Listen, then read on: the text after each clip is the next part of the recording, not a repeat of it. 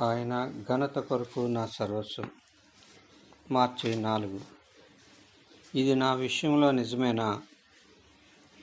అక్కడ నాకు ఏమేమి సంభవించినో తెలియదు, కానీ నా ప్రాణమును నాకెంత మాత్రమును ప్రియమైనదిగా ఎంచుకోవట్లేదు. అపోస్తుల కార్యాలు 20:22-24. దర్శనము లేకుండా మరియు పిలుపు లేకుండా దేవుని సేవ చేయడం చాలా సులువు. ఎందుకంటే ఆయన నీ నుండి ఏం కోరుకుంటున్నాడో అది నీకు పట్టదు. దర్శనం లేని చోట, పిలుపు లేని చోట ప్రాపంచిక జ్ఞానమే క్రైస్తవ భావోద్వేగపు ముసుగులో నీకు మార్గదర్శిగా ఉంటుంది. దేవుని పిలుపును నీవు గుర్తించినప్పటికీ నీ చుట్టూ ఉన్న లోకం దృష్టిలో నీవు వర్ధిల్లుతూ ఉండవచ్చు, విజయాలు సాధిస్తూ ఉండవచ్చు, నీవు తీరుబాటుగా కాలం గడుపుతూ ఉండవచ్చు.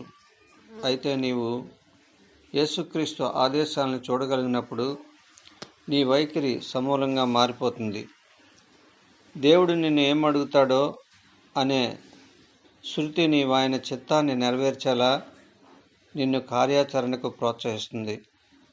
అప్పుడు ఆయన కొరకు పనిచేయడానికి నీవిక లోకజ్ఞానాన్ని ఆధారం చేసుకొనవు. నేను దేన్ని నా ప్రాణానికి ప్రియంగా ఎంచుకుంటున్నాను?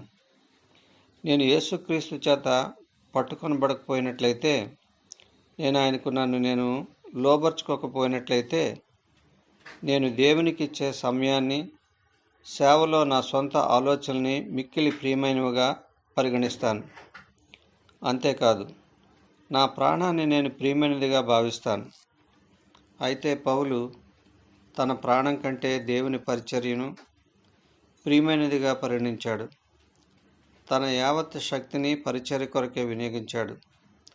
పౌలు తన గురించి తాను ఆలోచించడం లేదని ఇతరులు ప్రశ్నించడం అతనికి విసుగును, బాధను కలిగించింది. మనం రెండు విషయాల మధ్య తీవ్రమైన స్పర్శను చూస్తాం. మనం మన సొంత ఆలోచనల ప్రకారం చేసే దేవుని సేవ వాస్తవానికి మనం ఆయన పట్ల చూపవలసిన సంపూర్ణ సమర్పణతో పోటీ పడుతుంది.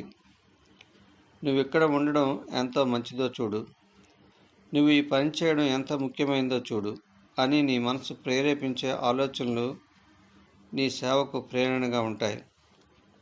నువ్వెక్కడికి వెళ్ళాలి, నువ్వేం చేయాలనే విషయాల్లో నీవు నీ సొంత ఆలోచనలు, అంచనాల ప్రకారం నడుస్తావు తప్ప దేవుని చిత్త ప్రకారం నడవు. అయితే నీవు ఉపయోగపడలేవా అనే విషయాన్ని ప్రక్కన పెట్టి, మీరు మీ సొత్తు కారు, 1 కొరింథీ 6:19 అని పౌలు చెప్పిన మాటల్ని పరిగణనలో తీసుకో. నీవు నీ సొత్తు కావు, దేవుని సొత్తు.